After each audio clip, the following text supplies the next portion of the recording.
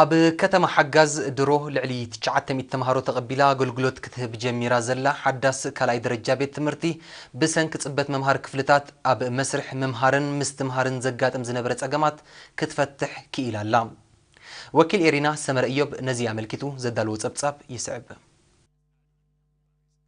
ኣብ ከተማ ሓጋዝ ብልዕሊ 11 ሚልዮን ናቕፋ ኣብ 980 ሜትር ትርቢዒት መሬት ዝተሃንጸት ካልኣይ ደረጃ ቤት ትምህርቲ ኣገልግሎት ክትህብ ጀሚራ። እዛ ሓዳስ ቤት ትምህርቲ 20 መምሃሪ ክፍልታት ኣብያተ ጽሕፈት መምሃራን ቤት ንባብ ቤተ ፈተነን ካልእን ዘጠቓለለት እያ።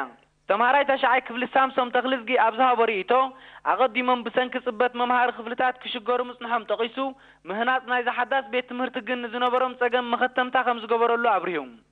ተምሃሮ ዓድል ናስር ዑመርን ዓብድርሕማን መሐመድ ዑመርን ብወገኖም ሳላታ ሓዳስ ቤት ትምህርቲ ቀሲኖም ክመሃሩ ከም ዝበቕዑ ብምሕባር ጎዲሉ ዘሎ ንብረት ክመላኣላ ኣዘኻኺሮም።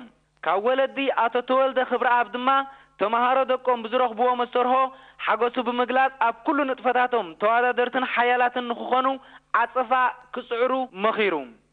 ኣመሓዳሪ ከተማ ሓጋዝ ኣቶ ጥዑም ዝጊ ዮሃንስ ብግዲኡ ንኩባንያ ህንጻ ደቡይን ስለት ዘካይድዎ ጽፉፍ ስራሕ ብምስጋን መምሕዳር ከተማ ሓጋዝ እውን ልዕሊ 1.6 ሚልዮን ናቕፋ ወጻኢ ብምግባር ህዝቢ ተወዲቡ ጉልበታዊ ኣበርክቶ ንኽገብር ብምውዳብ ነታ ቤት ትምህርቲ ቀጽሪ ከም ታነጸላ ሓቢሩ። ኣቶ ጥዑም ዝጊ ኣስዒቡ ዝሓለፈ ዓመታት ብሰንኪ ጽበትን ዋሕድን ክፍልታት ኣብ መስርሕ ምምሃርን ምስትምሃርን ጸገማት ክረአ ምጽንሑ ብምሕባር ምስ ምህናጽ እዛ ቤት ትምህርቲ ግን ከም እተቓለለ ኣብርሂቡ። እዛ ሓዳስ ናይ ካልኣይ ደረጃ ቤት ትምህርቲ ድሮ ልዕሊ 900 ተምሃሮ ተቐቢላ ኣገልግሎት ክትህብ ጀሚራ ኣላ።